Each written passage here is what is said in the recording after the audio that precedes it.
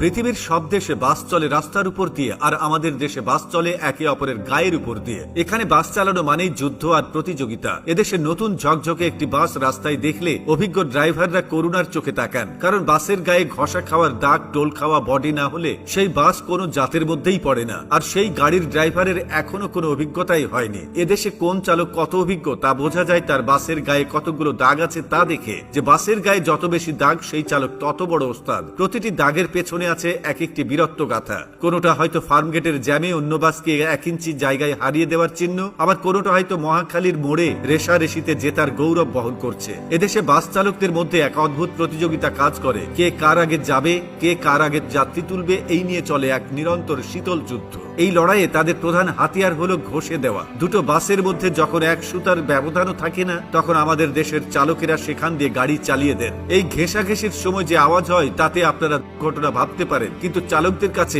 এটা হলো মধুর সঙ্গীত। এটা অনেকটা নিজের এলাকা চিহ্নিত করার মতো। একবার গা ঘেঁষে চলে যাওয়ার মানে হলো এই রাস্তায় আমি সেরা। এই লড়াইয়ের অন্যতম গুরুত্বপূর্ণ চরিত্র হলো বাসের হেল্পার। বাসের দরজা থেকে ঝুলে অর্ধেক শরীর বাইরে রেখে সে যেভাবে ডাইনে চাপান, ওস্তাদ খালি আছে ঢুকাইয়া দেন, বামে পুরা খালি বলে চিৎকার করে তা শুনলে মনে হয় যেন সেনাপতি তার সৈন্য দলকে নির্দেশ দিচ্ছে। ড্রাইভার আর হেল্পারের এই বোঝাপড়া এতটাই নিখুঁত যে ড্রাইভার চোখ বন্ধ করেও হেল্পারের নির্দেশে বাসকে এমন সরু গলি দিয়ে বের করে আনতে পারেন যা পদার্থবিজ্ঞানের সব সূত্রকে হার মানায়। আর যাত্রীরা তারা এই মহা বিপর্যয়ের নীরব দর্শক। এদেশে লোকাল বাসে চড়ার অভিজ্ঞতা অনেকটা রোলার কোস্টারে চড়ার মতো, তবে এখানে কোনো সিট বেল্ট থাকে না। আর কোচ বাসে চড়ার অভিজ্ঞতা অনেকটা রকেটে চড়ার মতো। হঠাৎ ব্রেক কষলে আপনি নিউটনের প্রথম সূত্র হাতে কলমে শিখতে পারবেন। এক সিট থেকে আরেক সিটে উড়ে যাওয়া, অন্যের ঘাড়ে গিয়ে হুমড়ি খেয়ে পড়া, এগুলো এখানকার নিত্য নৈমিত্তিক ঘটনা। যাত্রীরাও সময়ের সাথে সাথে মানিয়ে নিয়েছেন। এখন আর তারা চমকে যান না, বরং শক্ত করে কিছু একটা ধরে বানরের মতো ঝুলে থাকেন আর মনে মনে দোয়া দরুদ পড়তে থাকেন। বাস থেকে সহি সালামতে নামতে পারাটাও